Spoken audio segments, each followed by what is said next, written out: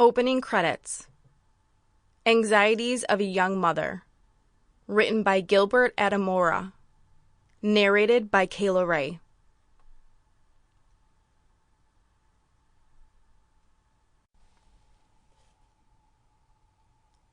This book is written for young parents, especially those not yet experienced in the art of motherhood, to help alleviate the anxieties that follow the birth and care of a newborn baby till they are 1 year old. Although the title seems to focus on the mothers, fathers are not exempted and should also go through this book since they are also involved in the worry and accompanying sleepless nights. Babies are supposed to be a desired gift from God and a bundle of joy to their parents, but often this joy is truncated by anxieties resulting from lack of knowledge, old wise fables, myths, and cultural beliefs which are often not very accurate, sending the young parents running from place to place in search of solutions. Funny enough, most causes of the worries are often normal processes that should take place as the newborn readjusts to life outside the mother's womb. Some are minor problems that could be solved by a pediatrician or good general practitioner, often by counseling, bringing a much-desired relief and a relaxed environment in the home. However, a trip to the wrong place or a wrong advice from the wrong quarters could not only permanently damage a child, but also lead to the demise of the neonate or infant with much sorrow to the family.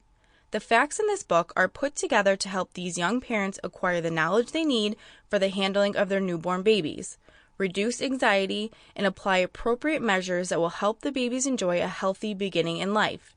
It is a result of many years of practice in child health, both in the public and private hospital setup. It will answer a lot of questions posed by young mothers who consult pediatricians, other doctors, nurses, or other health practitioners, and sometimes quacks, on issues that they either need not worry about or are easily sorted out by people who know what to do. It is my belief that this information will also help to reduce the incidence of ill health, morbidity, and deaths, mortality, among this age group when more parents know what to do and apply this knowledge appropriately.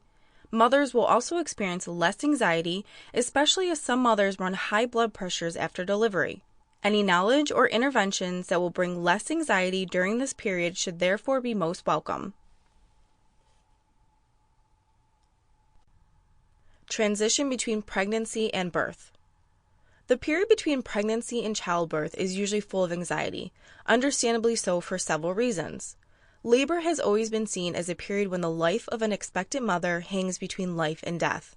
However, if we remember that in every situation in life we are at risk of death, many may become more relaxed and regard labor as a normal psychological process that must be experienced before a new life is brought into this planet.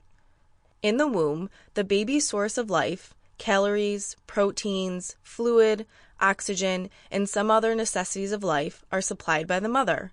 This is through the umbilical cord, which attaches to the baby to the mother's placenta on the womb through the umbilicus.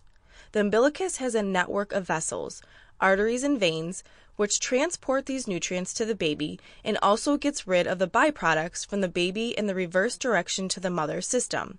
These byproducts are then excreted through the mother's various excretory system. At the end of labor, the baby's system is detached from the mother's, and the baby now has to learn to live an independent life. A lot of readjustments have to be made to achieve this, and failure in any of these leads to some of the problems experienced by some babies shortly after or sometime after birth. Inability of the baby to breathe well or cry after birth may lead to lack of oxygen supply to the brain, a condition referred to as asphyxia.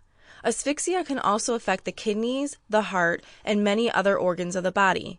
The duration of asphyxia in most cases determine the result or outcome of asphyxia. Permanent damage can occur in some cases, especially in the brain, and some people we see in the streets incapacitated, especially mentally and physically, may be as a result of this problem. This is referred to medically as cerebral palsy. The baby affected may not be able to sit, crawl, or walk in good time, leaving the parents very worried about their development. A number of them that survive become mentally handicapped and are slow in most areas of mental development. They will usually at school age need to attend special schools or care centers that are specialized in taking care of them. Needless to say, some of these babies die during the delivery because of the problems earlier mentioned. It is very important to note that the most effective way of avoiding this problem is prevention. Mothers should attend antenatal clinics when they are pregnant. Sample complete.